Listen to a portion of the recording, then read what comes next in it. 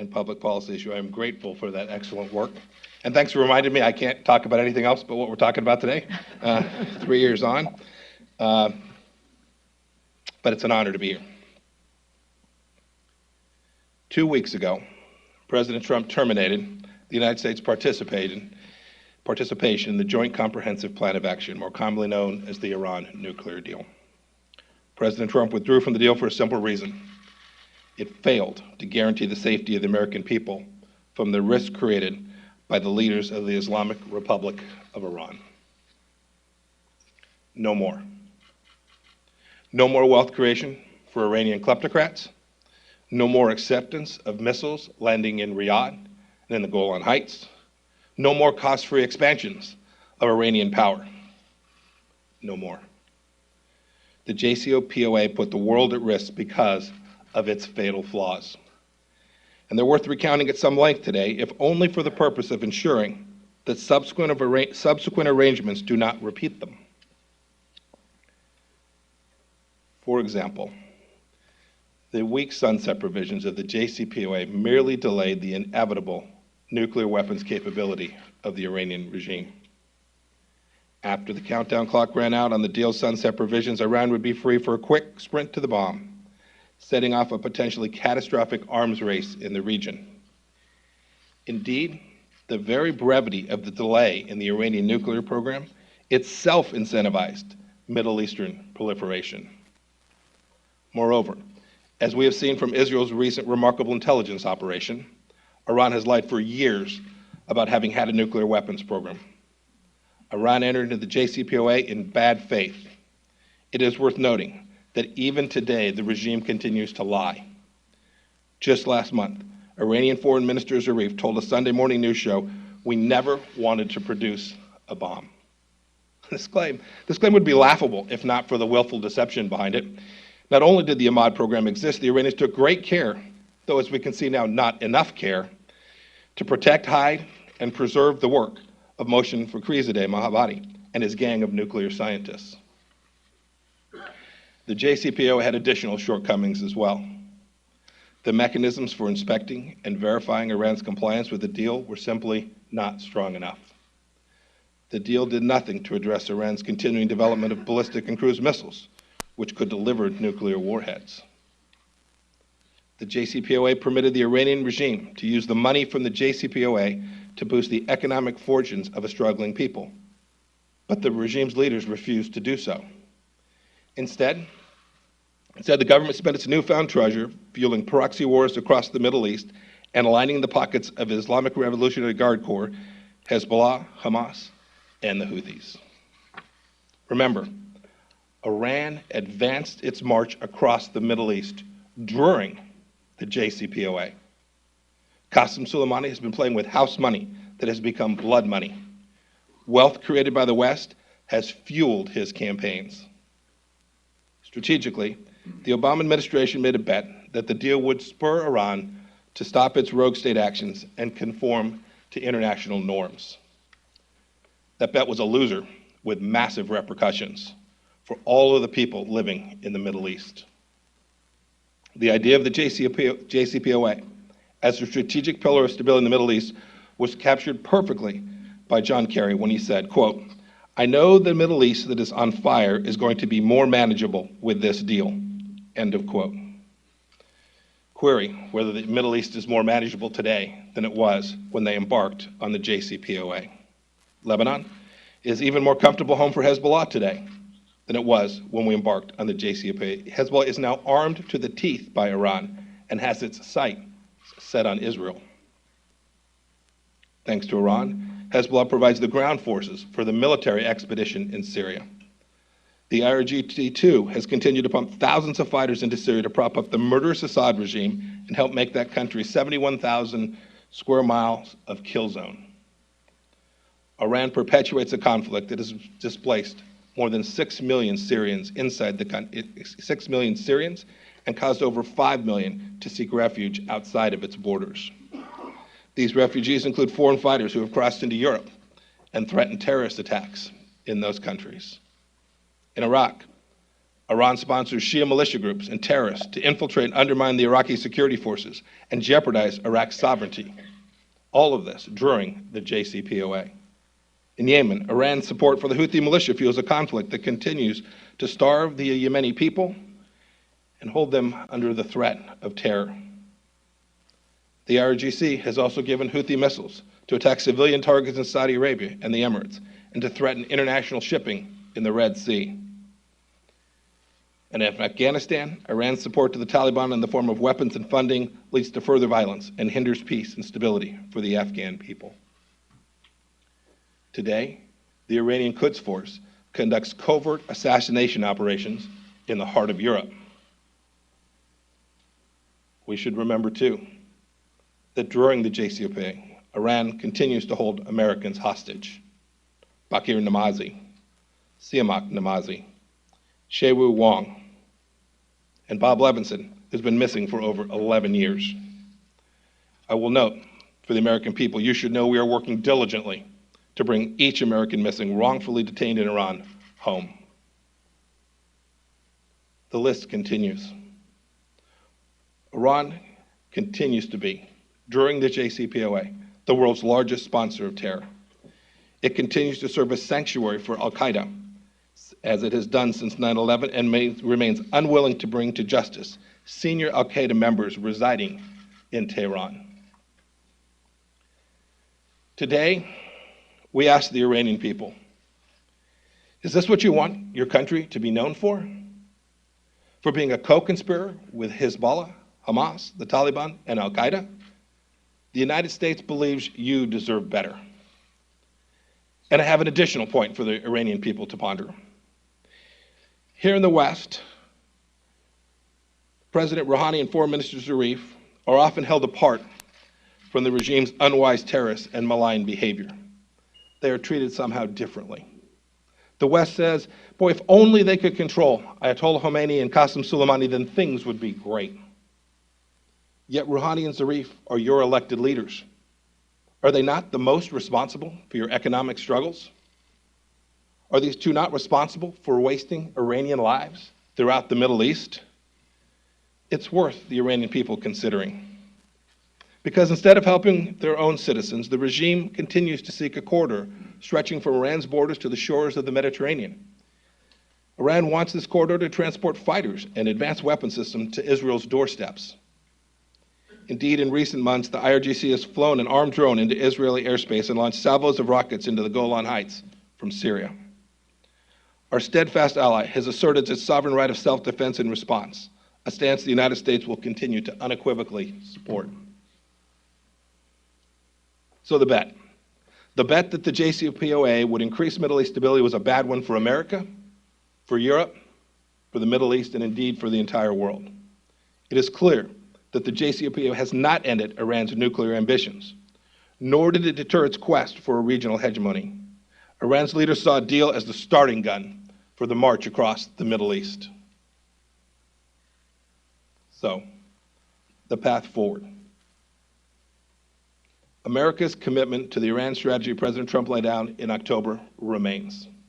It will now be executed outside of the JCPOA. We'll continue to work with allies to counter the regime's destabilizing activities in the region, block their financing of terror, and address Iran's proliferation of missiles and other advanced weapon systems that threaten peace and stability. We will also ensure Iran has no path to a nuclear weapon. Not now, not ever. Following our withdrawal from the JCPOA, President Trump has asked me to achieve these goals on Iran. We'll pursue these goals along several lines of effort.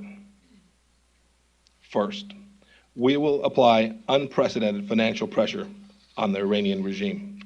The leaders in Tehran will have no doubt about our seriousness. Thanks to our colleagues at the Department of Treasury, sanctions are going back in full effect and new ones are coming. Last week, we imposed sanctions on the head of Iran's central bank and other entities that were funneling money to the IRGC Quds Force. They were also providing money to Hezbollah and other terrorist organizations. The Iranian regime should know that this is just the beginning.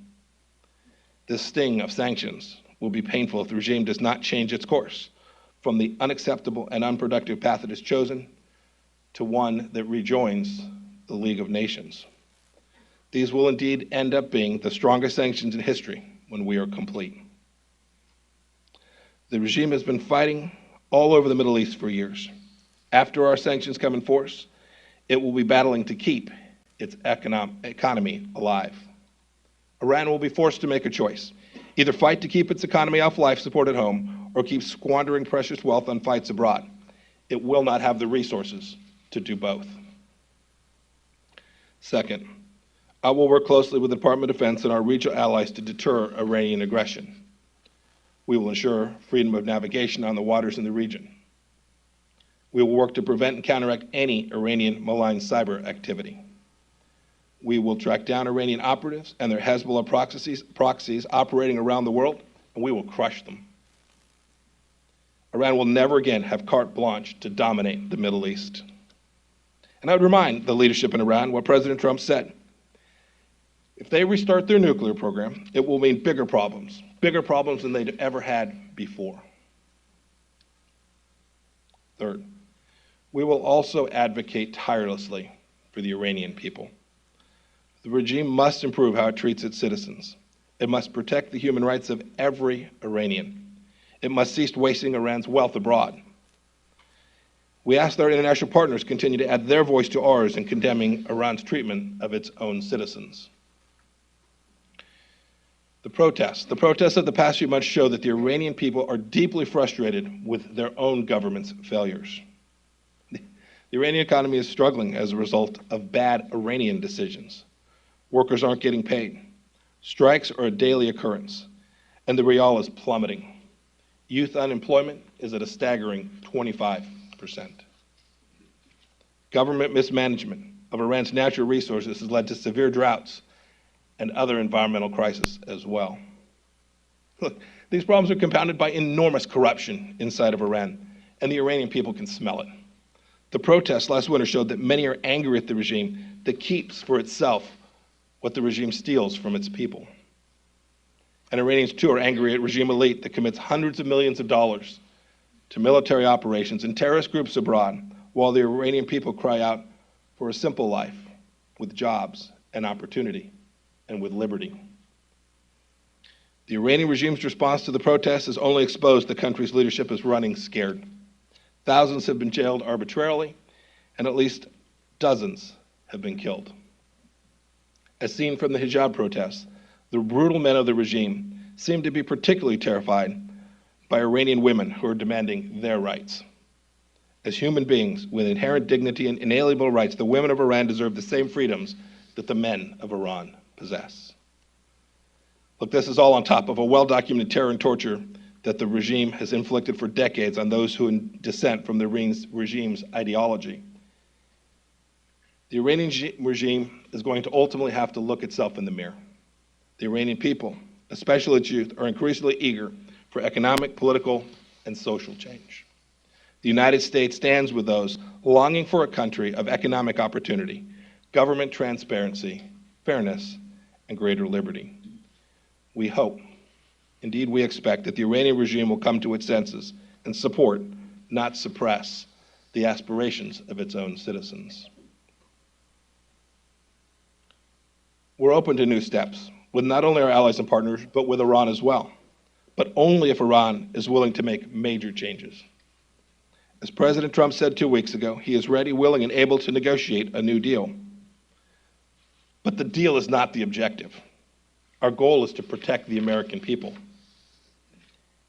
Any new agreement will make sure Iran never acquires a nuclear weapon and will deter the regime's malign behavior in a way that the JCPOA never could. We will not repeat the mistakes of past administrations, and we will not renegotiate the JCPOA itself. The Iranian wave of destruction, the reason in just the last few years, is proof that Iran's nuclear aspirations cannot be separated from the overall security picture. So what should it be? We must begin to define what it is that we demand from Iran. First, Iran must declare to the IAEA a full account of the prior military dimensions of its nuclear program and permanently and verifiably abandon such work in perpetuity.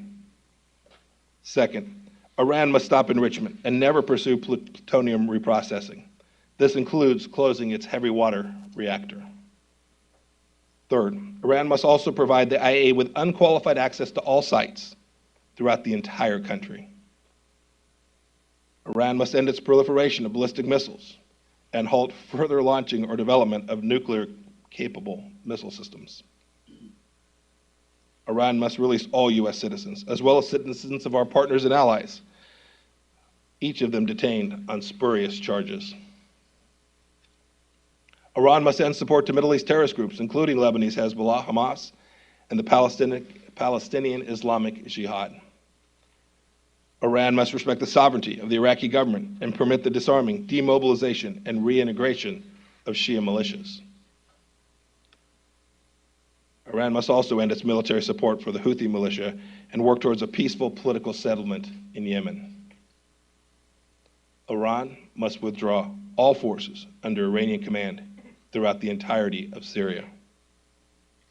Iran, too, must end support for the Taliban and other terrorists in Afghanistan and the region and cease harboring senior al-Qaeda leaders. Iran, too, must end the IRG Quds Force's support for terrorists and militant partners around the world. And two, Iran must end its threatening behavior against its neighbors, many of whom are U.S. allies. This certainly includes its threats to destroy Israel and its firing of missiles into Saudi Arabia and the United Arab Emirates. It also includes threats to international shipping and destructive cyber attacks. You know, that list is pretty long, but if you take a look at it, these are 12 very basic requirements. The length of the list is simply a scope of the malign behavior of Iran. We didn't create the list, they did. From my conversation with European friends, I know that they broadly share these same views of what the Iranian regime must do to gain acceptance in the international community. I ask that America's allies join us in calling for the Iranian government to act more responsibly. In exchange for major changes in Iran, the United States is prepared to take actions which will benefit the Iranian people. These areas of action include a number of things. First, once this is achieved, we're prepared to end the principal components of every one of our sanctions against the regime. We're happy at that point to reestablish full diplomatic and commercial relationships with Iran. And we're prepared to admit Iran to have advanced technology. If Iran makes this fundamental strategic shift, we too are prepared to support the modernization, reintegration of the Iranian economy into the international economic system. But relief from our efforts will come only when we see tangible, demonstrated, and sustained shifts in Tehran's policies. We acknowledge Iran's right to defend its people, but not its actions which jeopardize world citizens. Also, in contrast to the previous administration, we want to include Congress as a partner in this process. We want our efforts to have broad support with the American people and endure beyond the Trump administration. A treaty would be our preferred way to go. Unlike the JCPOA, which was broadly rejected across both sides of the aisle, an agreement that President Trump proposes would surely garner this type of widespread support from our elected leaders and the American people. In the strategy we laid out today, we want the support of our most important allies and partners in the region and around the globe. Certainly our European friends, but much more than that. I want the Australians, the Bahrainis, the Egyptians, the Indians, the Japanese, the Jordanians, the Kuwaitis, the Omanis, the Qataris, the Saudi Arabians, South Korea, the UAE, and many, many others worldwide to join in this effort against the Islamic Republic of Iran. I know that those countries share the same goals. They understand the challenge the same way that America does. Indeed, we welcome any nation which is sick and tired of the nuclear threats, the terrorism, the missile proliferation, and the brutality of a regime which is at odds with world peace, a country that continues to inflict chaos on innocent people. Indeed, while to some the changes in Iranian behavior we seek may seem unrealistic, we should recall that what we are pursuing was the global consensus before the JCPOA. For example, in 2012, President Obama said, quote, "The deal we'll accept is that they end their nuclear program," end of quote. That didn't happen. In 2006, the P5 voted at the Security Council for Iran to immediately suspend all enrichment activities. That didn't happen. In 2013, the French foreign minister said he was wary of being sucked into a, quote, "con game," end of quote, over allowing Iran to continue uranium enrichment. In 2015, John Kerry said, quote, "We don't recognize the right to enrich," end of quote. Yet, the Iranians are enriching even as we sit here today. So we're not asking anything other than that Iranian behavior be consistent with global norms widely recognized before the JCPOA. And we want to eliminate their capacity to threaten our world with those nuclear activities. With respect to its nuclear activities, why would we allow Iran more capability than we've permitted the United Arab Emirates, and then we're asking for the Kingdom of Saudi Arabia? We understand that our reimposition of sanctions and the coming pressure campaign on the Iranian regime will pose financial and economic difficulties for a number of our friends. Indeed, it imposes economic challenges to America as well. These are markets our businesses would love to sell into as well. And we want to hear their concerns. But you know, we will hold those doing prohibited business in Iran to account. Over the coming weeks, we will send teams of specialists to countries around the world to further explain administration policy, to discuss the implications of sanctions reimposition, and to listen. I know I've spent a great deal of time with our allies in my first 3 weeks. I know that they may decide to try and keep their old nuclear deal going with Tehran. That is certainly their decision to make. They know where we stand. Next year marks the 40th anniversary of the Islamic Revolution in Iran. At this milestone, we have to ask, what has the Iranian Revolution given to the Iranian people? The regime reaps a harvest of suffering and death in the Middle East at the expense of its own citizens. Iran's economy is stagnant and without direction and about to get worse. Its young people are withering under the weight of frustrated ambitions. They are longing to pursue the freedoms and opportunities of the 21st century. Iran's leaders can change all of this if they choose to do so. Ali Khamenei has been supreme leader since 1989. He will not live forever, nor will the Iranian people abide the rigid rules of tyrants forever. For 2 generations, the Iranian regime has exacted a heavy toll on its own people and the world.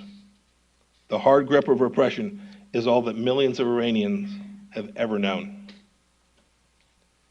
Now's the time for the supreme leader and the Iranian regime to summon the courage to do something historically beneficial for its own people, for this ancient and proud nation.